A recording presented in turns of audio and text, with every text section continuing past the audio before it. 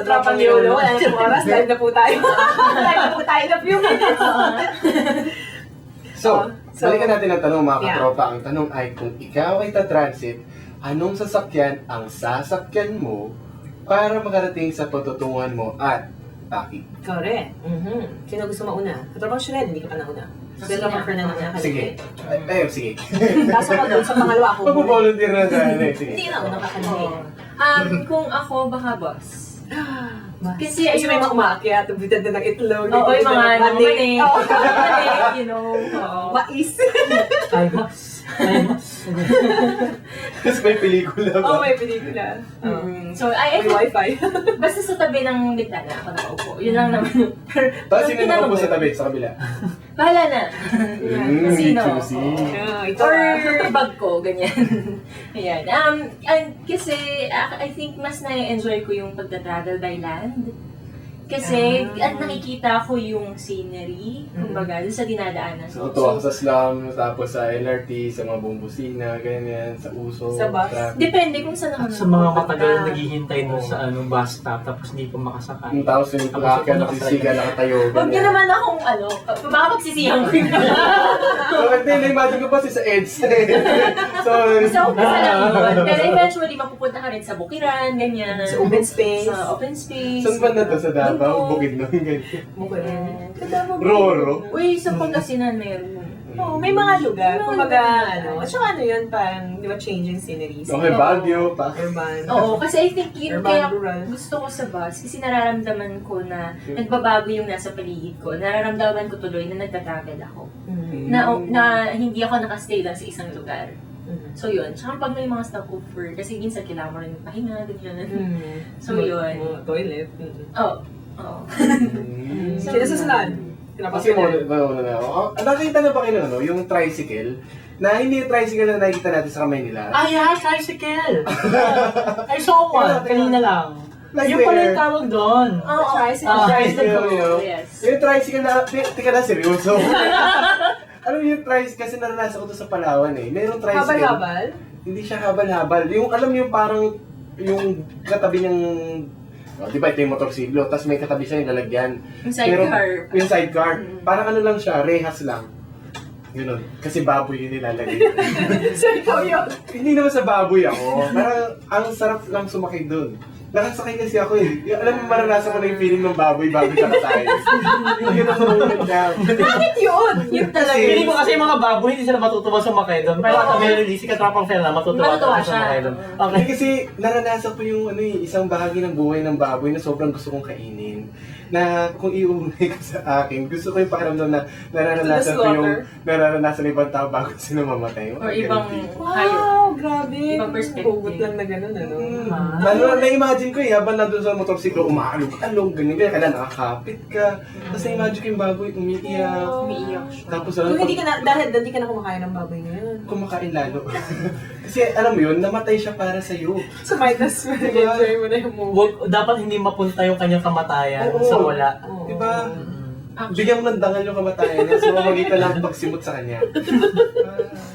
Up to the last ounce of taba. Oo! Oo, naniniwala ko yung katropang Fernan na gagawin niya talaga yan. Okay, kung ako naman po ay train. Train. Kasi, ang maganda sa train, well, wala naman akong problema sa mahabang journey as long as yung dadatnan mo ay gusto mong dumating doon, di ba? Kaya parang ang medyo may bus elemento rin ito kasi yung sa train naman, dumadaan ka sa lugar na hindi usually dadaanan kasi hindi yun straight roads, hindi siya ganun. Tapos meron siyang solitary feel, di ba? Na parang hindi, kayo lang yung privilege na dumaan dun sa space na yun. So in essence, nakakita ka ng mga lugar na hindi mo usually makikita. So I think, in life, medyo minsan mahaba. Parang feeling ko meron akong ganung tendency na mahaba yung journey ko. Pero pag dumating, rin naman, I'd like to enjoy yung papunta doon. Ang maganda din sa bus, sa train, sa haba ng biyahe, makakatulog ka. So, pwede kang magpahinga.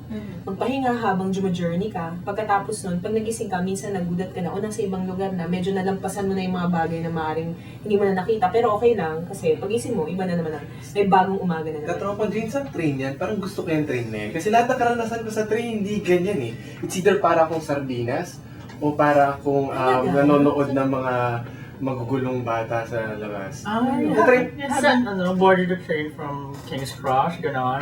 Oh my God! Oo, Yun na nga yun. Yun na yung train na binabi. Sorry ah. Kasi King's Cross kasi gano'n yung mga train eh.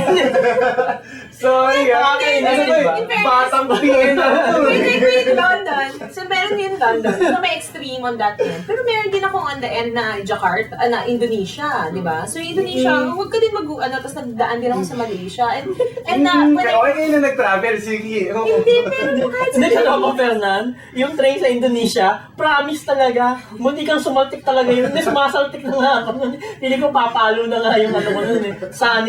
Insanity, border ko nun. Konti na lang, nandun na ako sa kabilang side eh. Promise talaga. So, apparently you're not a trained person. Ah, Tapos napaaway pa ako dyan. Sabi, di ba? Kasi nga, basa. So, sabi nga, baka umalis yung train natin eh. Sabi ko, hindi pa. Gantong oras pa darating. Ano ba, malay natin? Baka nasa ibang platform na. O, sige, tanongin ko. No. Sira buhay na talaga. Nasira mo. Hindi Hindi pa pa nakakasabay sa Hindi pa train. nakakaligo, ganyan. Batuk-batuk na nga. Oo. Sige, ikaw katapang No, buti na nga medyo kalmado si Katropang Jane. Ako I would want Tama, maganda kang ka-travel. Kalmado ko lagi. I would want to board the ship. Kasi ano yun eh, parang feeling ko kasi for some weird reason, I don't travel by sea So, often. you would want? Often. Usually kasi mga land, yung mga tren, ganyan, bus, kotse, ganyan, tricycle, or kahit eroplano eh. I boarded a plane more than I boarded a train, I guess, in my life.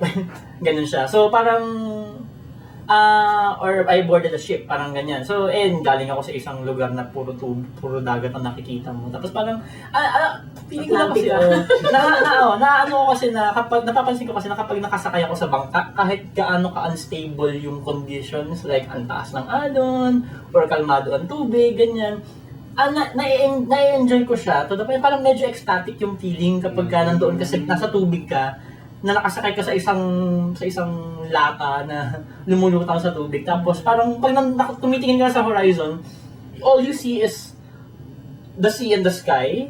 Tapos pagka umalis ka sa isang lugar, merong yung imahe ng isang lugar, yung lugar na iniiwan mo, unti-unti siyang lumiliit hanggang sa mawala. Tapos yung feeling naman na pag Nakikita mo na yung parating ka na doon sa parating ka na doon sa Ay, alam ko yan. Isang buwan ako nagbabangka. parating ka na doon sa destination mo, yung parang yung Malaki feeling of din. excitement and accomplishment. Oh my God, ito na, parating na, lads, ahoy, ganun siya. Alam mo yung diba? anticipation pala, ang bagal eh. Ang bagal eh, tapos Tapos, diba? i-imagine mo na yung itsura. Yung ganun siya. Nagmamahala na sila! Yung feeling mo kapag ikaw ay bumabala doon sa bangka, papunta sa Pampanga. Tapos yung unang halik ng tubig sa binti mo. yung ganun siyang Baka na iba kumalik sa'yo noon, kaya Jellyfish. iyak pala to. Kaya akapit eh. Yung gano'n siya. And strange siya sa akin na feeling kasi hindi ako marunong lumangoy. Sabi mo kung lulubog ang isang barko, ako ang pinaka least likely na mag-survive kasi I cannot swim. Eh. Pero ewan ko, meron akong, feeling ko may gano'n siyang and I guess reflection siguro ng personality. Kasi sometimes yung uncertainty, nagbibigay siya sa akin ng konting ng saya. May nagbibigay siya sa'yo ng saya. Tapos parang yung mo na pag nandoon ka na sa gitna at wala ka na nakikitang lupa, kailangan lang maniwala ka na yun eh. Hindi, darating din yan eventually. Kahit na umalon pa along the way or medyo ka na parang babalik na basic mura mo kasi hinahampas ka na ng storm or whatever. Ay. Pag nakita mo na yung lupa, ayun na eh, konti na lang eh, di ba? Tiisin mo na, di ba? Parang, tapos pag nakarating ka na doon, all the more reason to celebrate because, nakarating ako dito. And, not to mention the fact that, sa kwento ng mundo, sa history, di ba? Ang laki nung naging papel ng ships in discovering things. At parang sabi ko, ito yung, parang yung ship, parang siyang physical manifestation ng internet ngayon. Na gano'n siya, mabagal na version nga lang. Kasi, it made the world a smaller place eh. Yung ship. Actually, Diba? I guess in a way, yung sa tubig, uncertain eh. You never really see the other side, diba? Yeah. So dahil napaka-uncertain niya, talagang, am I going towards the right direction? So yung uncertainty of, Pero, until you see nga land, and then you feel na, tama yung alam niyo ba, ito trivia lang, na nagiging uncertain lang siya kapag hindi siya bahagi ng sistema mo. Naniniwala ba? Kasi ako isang buwan ako laging nasa dagat, as in pa-travel lang from one island to another. As in, yung mga mangingisda, hindi nila nakikita yung dagat bilang isang uncertain na bagay. Alam nila kapag kung nasa ng hangin, alam nila kapag paparating na yung ulan, alam nila kung kailangan nang umalis, kung papahibas na, hibas meaning papalow tide na. Nasisense nila. Oo, di ba? So napakalaking bahagi din na yung ano. And I think in a way, yun nga rin yung knowing your environment. And understanding the world, the things around you. Makakarating ka din naman doon eh. Despite the odds. Perfect. And even if you don't know how to swim. Diba? O katropang Fernan. Sino bang magawas ng last? Sino katropang Shrel? Okay. So ito naman ang ating Thursday episode. Thursday episode, Here Comes the Sun, Before the Rain, and After the Rainbow. Ang atin pong tanong, may positive na pagtingin tayo sa sun. We associate sunshine with happiness. Pero, too much sun can also burn us or can dry us out. Sa life, anong klaseng sunshine ang mas potentially destructive sa atin? Oh! Thinking tayo mga katropa. So po kayo nga, let's babalik mga tropa.